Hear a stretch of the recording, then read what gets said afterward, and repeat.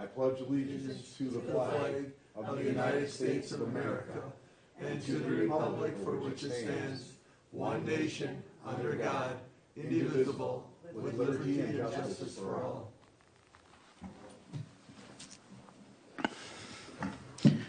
Thank you. Okay, to start it off, we have the minutes for the last meeting. Are there any corrections or anything that needs to be noted? Seeing none, I will consider the minutes passed. There are two cost share, and these we've dealt with before.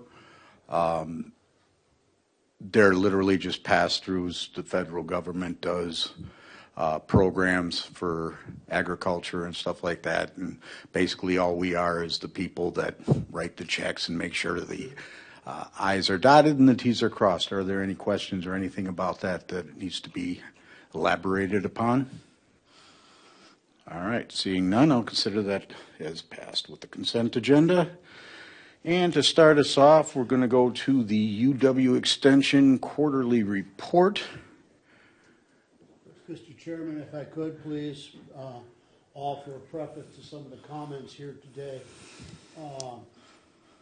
Some of you have been involved in the last couple of years. You're familiar with what's happened with we did a task force in terms of the role between Washington County government and UW Extension and the Extension office and so on. There have been a number of changes made, and I think they're for the betterment. Unfortunately, we did lose some very, very highly qualified professional people in that process, strictly because the positions were deemed as, hey, do we really need these today? And fortunately, they have moved on to other positions where their talents and skills are being very well put to use.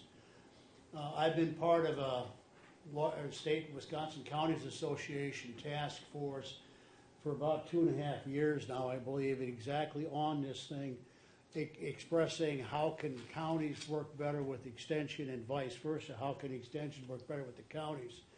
And I know I made some comments to Jamie and Josh at some point in time. Hey, it really moves slowly because you can have a discussion and a Zoom call or whatever, and it may be 6 months before something else comes around and you have another discussion, and it just does move slowly, and that's just the way government works. And I can't remember how long it's been now, a year and a half. We made the decisions based on the findings of the task force, and we reported those decisions to WCA, and those also went up to Dean Martin at UW Extension at Madison, explaining some of the things we wanted to make changes here in Washington County. And at that time,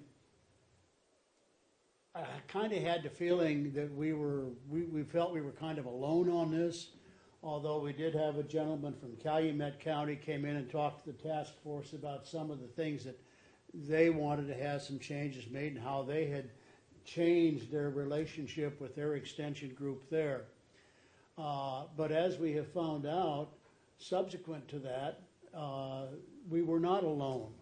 There are some other counties who had similar problems. Sometimes it was extension's problem. Sometimes it was the county's problem, lack of leadership. But in the meantime, working with the WCA and the extension offices in Madison, a number of changes were discussed. A number of proposals were put forward, and that has led to some changes, which we're going to get into in a little bit on this memorandum of understanding between Extension and the counties. But it also has led to some changes within our own county now. We've got Ron Jacob Bison with educator, and we've also added another educator within the county. And so we're going to have a presentation this morning, or this afternoon rather, from Cindy Sarkaday with our district, I don't, that's not the right term, not title, I'm sure, but anyway, they're here to answer any questions we have. I think Jamie's gonna make the presentation. But we don't want to get into all the nuts and bolts and the deep down in the weeds regarding the MOU. Jamie will explain to you how things are changing, what's changed, the good, the bad, the otherwise, as well as have the regular report from Extension as to the reports that I had requested some time ago, a couple of years ago, for monthly, and I think we're going to knock that back to a quarterly. I mean, this is going to be Chairman Kelling's decision to make.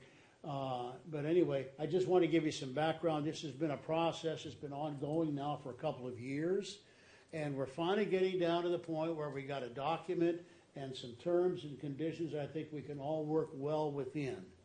And so, thank you, Mr. Chairman. I just wanted to preface that this is, what you're seeing today is the result of a lot of discussion, not only at the local level, but all the way up to Madison, with the Counties Association, with the university system, and it's all coming to a head now as we move forward. So those are my comments, Mr. Chairman. Thank you, Supervisor Mary. And although a bit unorthodox, I am really a big believer in education and understanding what's going on. I think it's more important for the committee to have at least a grasp of where we were, where we're going to, rather than standing on protocol. So I don't mind having somebody with the knowledge that Supervisor Mary has to come up and just give us a little background in education. So I appreciate that. So moving on from there, Jamie, are you presenting on this, or are you going right to Cindy? I will happily take the MOU, which we will just go ahead and take care of since we started the conversation on that item. Thank you all. My name is Jamie Ludovic. I'm the Chief Community Development Officer. So what you have before you is an MOU, which was a template work product from the WCA Steering Committee on the relationship between UW Extension and counties. So Washington County has had a history, and I believe this group, at least at the county board or potentially the committee, previously discussed a letter that we sent to UW Extension outlining some of our concerns about the funding of the institutes when we made the changes with our educators. Although this MOU does not address that, it is a step that the WCA Steering Committee believes is a better articulation of the relationship and clarifies a number of things with regards to the relationships. And many of the things in the agreement are pro-county and spell out some things in favor of the county. A couple of those examples are it provides the county with the option on some of the things they'd like to see with hiring and supervising of county-funded employees.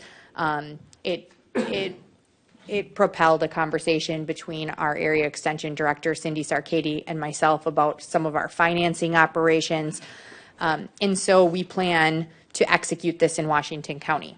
So this discussion is really what you have in your packet is what our first take at what we would execute in Washington County looks like.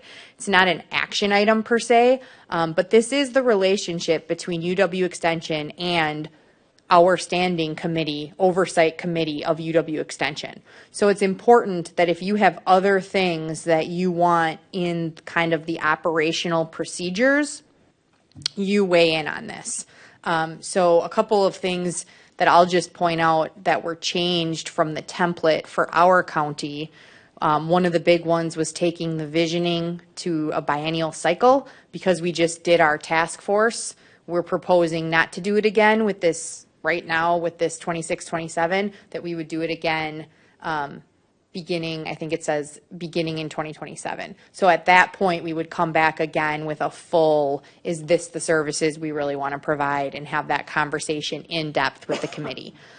So that time frame is something, for sure, if you're not comfortable with 2 years, you should say that, because we certainly could do it annually.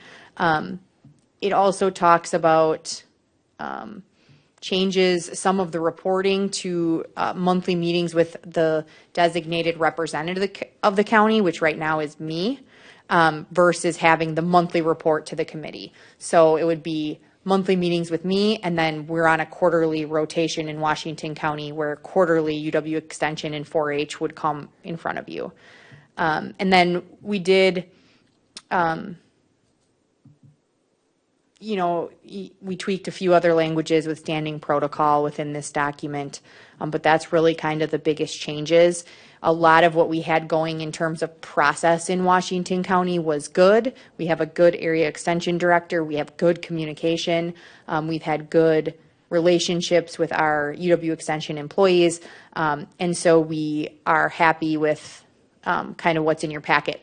I will also add that the WCA steering committee that Carol Mary sits on, Supervisor Mary, did discuss what their next topics will be, which they are still talking about institute funding and some of those other questions around how the funding flows through to those priorities in terms of the educators that ultimately end up serving the counties. So I know I'm here, I know our area extension director's here, and both of us are happy to answer any questions you have about this.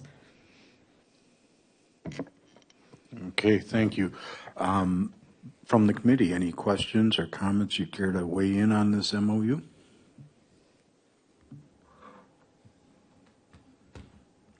And I would start it off that Supervisor Conrath via Zoom. Thank you, and I appreciate Jamie's overview and explanation. A little high level, but I just do want to clarify the change to biennial.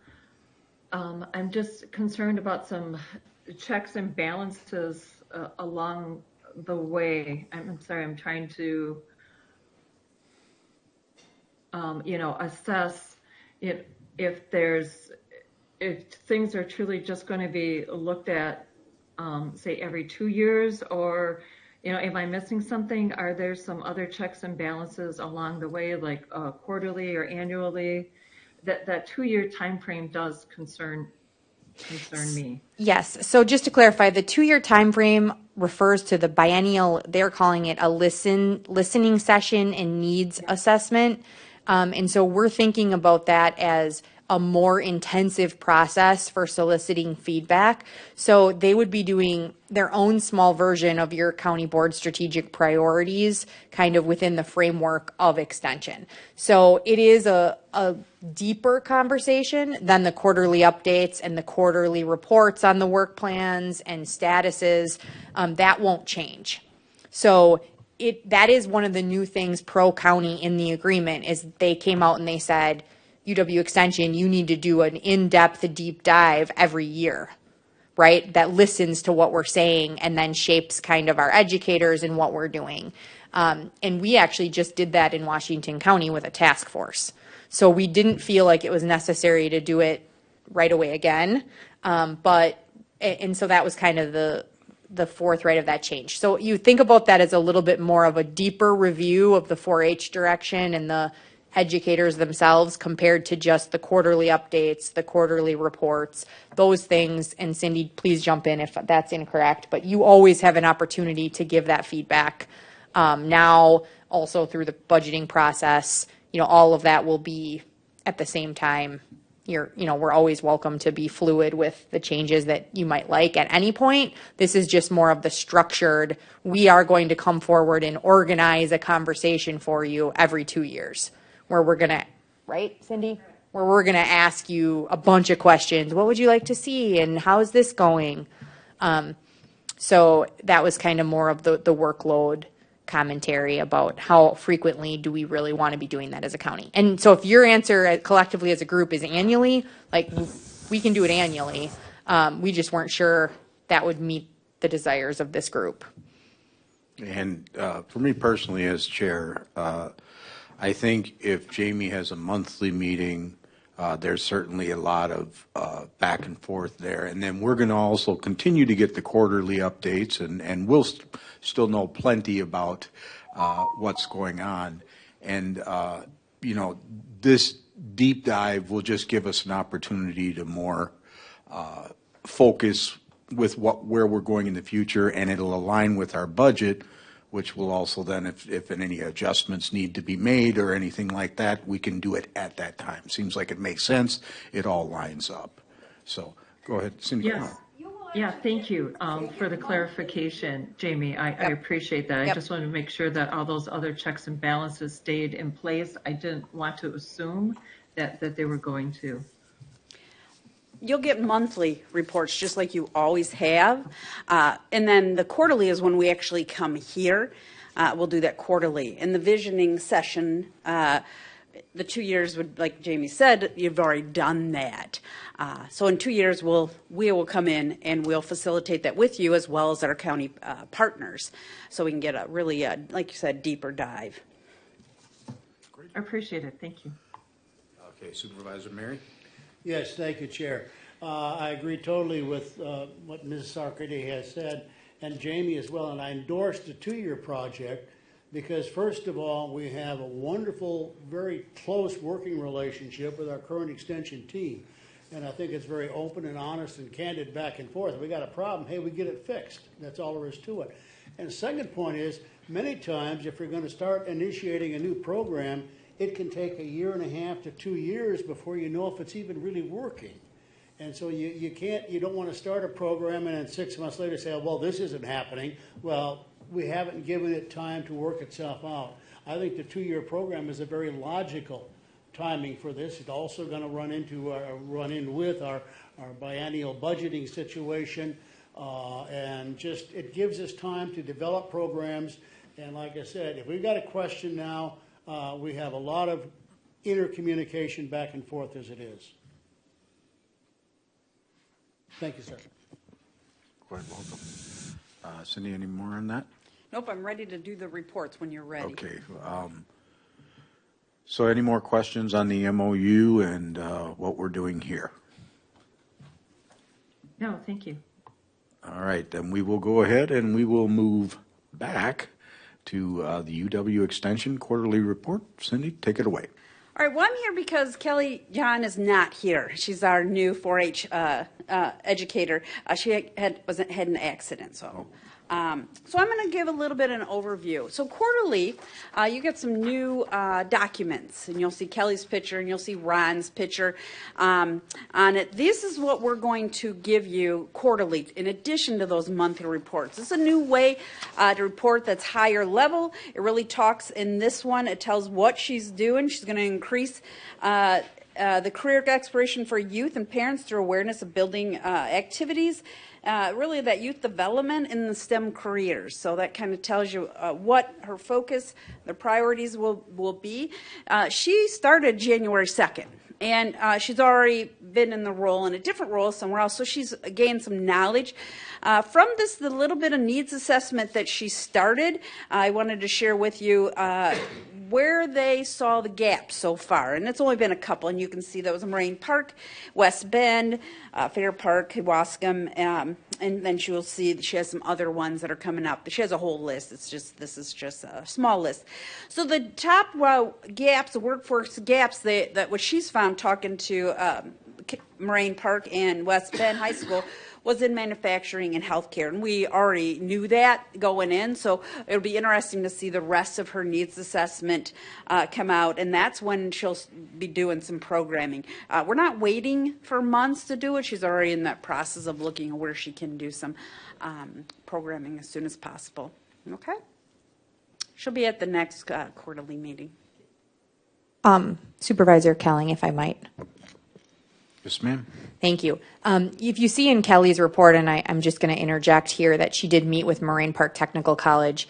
We are, the previous resolution, if you'll recall, at the county board when this was adopted and we made the change to the second 4-H educator, we also included some money for facilities to look at relocating the offices of our UW Extension 4-H. We are in discussions and working with Moraine Park Technical College on putting together a letter of intent. And so that is a conversation that's happening. So I just wanted to make sure that this group was aware of that early. We are able to move forward with that, but I do, please take that back talk about it. If you have any concerns about that at all, please reach out directly to me to discuss. We'd be happy to talk a little bit more about that direction. Okay, thank you. Sorry, Cindy. No problem. Ron? Thank you. Good afternoon, everyone. Ron Jacob Eisen, 4-H educator. Just wanted to give you a quick heads up as our year started off really in October-ish. The new year for 4-H starts in October. November 1st is when charters are all due. We have 16 clubs and 20 county-wide projects. That remains the same as last year. There is some potential for growth for new clubs, especially looking at some of the different models of clubs, such as after-school or in-school clubs. Today we're at 530 youth. Last year at closing, we're at 546. So you're 16 youth off. We had a mom and 2 kids actually in the office today talking about how to join 4-H. So we're pretty confident that we're going to get 16 and remain the same. And those numbers came in last year really all the way through the third and fourth quarter of the year. Our top projects, we know that shooting sports is actually the largest in the state, with over 200 kids in that. Clothing jumped in the last 2 years. Clothing, that's sewing. It sounds kind of quirky, but as a project, as a hobby, up to 30 kids. We have to actually recruit some more volunteers to help out our clothing person. And crocheting actually jumped from 40 to 50 this year. So that sounds kind of quirky. Poultry is still number 5. Photography is also in the top 5 as well. I don't have all the numbers in front of me of all the different projects, but those can be revealed somewhere down the road as needed. So I think we're on track as far as our numbers go. Some of the things that are going on that are really developing in the next hour and a half to next month. I'm doing an officer training tonight, which is called Officer Training Part 2. It's new. It's based on each officer working within their club and how they interact with each other, as opposed to learning what their position is in the traditional training we do in October. So in October, they go presidents over here, vice presidents over here, historians over here. They learn about what their job is. Today is something new. They actually get a chance to do some team building, but they're going to reflect on how's it going in your position. What else do you need? Is it everything you dreamed of? That kind of stuff. So we're also, camp is rolling out. So we have had an increase of camp from last year from 74 campers to 104. The energy is super high. We have a lot of teens who want to be teen staff. So those applications are out now. We'll be doing interviews in the next month. They commit to about 16 hours worth of training before camp starts on June 11th. So it's kind of a big project. It's not the one and done. I always feel like people think 4-H is camp and fair, but really those are really like 10 days out of the year. So we have to look at the other weeks in the year for that as well. I'm also engaging teen youth in a couple different ways. One is something called Teen Connect. Our high school youth are really the youth that start getting engaged in a lot more social and peer activities and community activities as they go into their high school years. And so we're doing some social activities to pull them in and talk about how they can be mentors to the younger youth and really validate them as smart leaders who can influence the younger ones as well. So it's pulling them back into, I'm not going to say the fold, but saying there's a place for you to continue on in your high school years. And after that, it's really a lot of volunteer management and engagement. What I mean by that is the manager part of me is making sure people are getting background checks, getting trainings done so that we can brag that our volunteers are ready as well as safe and ready to serve our young people in the county. And it's also giving them resources and going around and seeing their clubs and seeing what they need for just like that micromanaging thing, like how do you deal with youth who aren't getting along? How do you deal with parents who aren't getting along?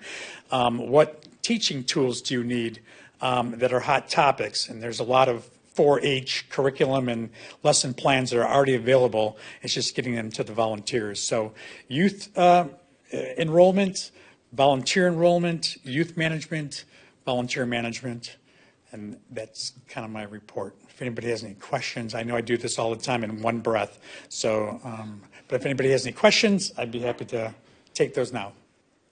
Any questions? All right. I Thank you so would much. like to say, go Wayne Crusaders. You always The do. Hog Project. You You're always my do. people. I will see them tonight at the officer training too. Thank So, you. Thank you very much. Sure. You're welcome. All right. Moving on, we'll go to action item 2024 Resolution C, consideration for the continuation of funding for the conservation. Do I have a motion and a second? Motion by Supervisor Pridemore, second by Supervisor Conrath via Zoom. And discussion, who's on this? Okay, please. Thank you. So if you recall, the county board in the approval of the conservation and heritage of the budget amendment, which provided funding for the conservation and heritage program and the Heart and Homestead program, there was a discussion at the county board about the desire to have maybe sunset resolutions and tie the Heart and Homestead program to investment income and maybe tie the conservation and heritage program to that revenue stream in order to make sure that those come back to the county board for consideration. And so the executive committee last night advanced the sunset resolution for the Heart and Homestead program. And this is the other one coming to this committee, which is kind of a resolution about the conservation and heritage grant program that would place it back on the agenda in the future. So I believe that all of the sunset resolutions, or the two of them so far, are aligning at that kind of that same time so that they would come back together. So just wanted to share that in consideration of if you were thinking that was too short or too long, or your comfort with what's written in these sunset resolutions. So with that, I can answer any questions about that. Questions from the committee?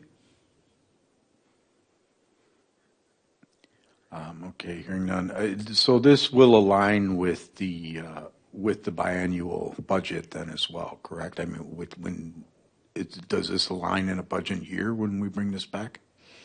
So it would be on the agenda during the calendar. It's always going to be in the budgets, right? So it will be in the 26, 27 budget. That comes forward from the county executive's office this summer, right? So the county board can always change it during the budget process. That's always an option, because you guys authorize the operating budget.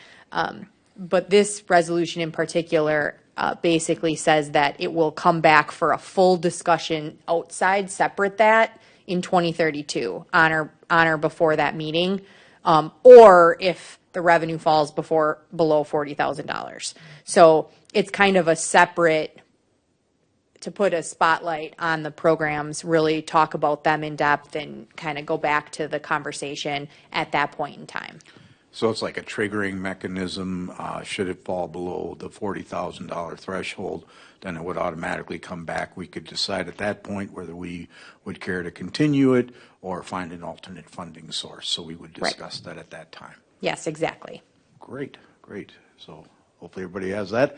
Any further questions? All right, we'll go ahead and take a vote on this. All in favor, say aye. Aye. Aye. Any opposed? And the resolution passes. And seeing as everything, it looks all complete here, I will say the next meeting date is February 20th for this committee, and I consider us adjourned.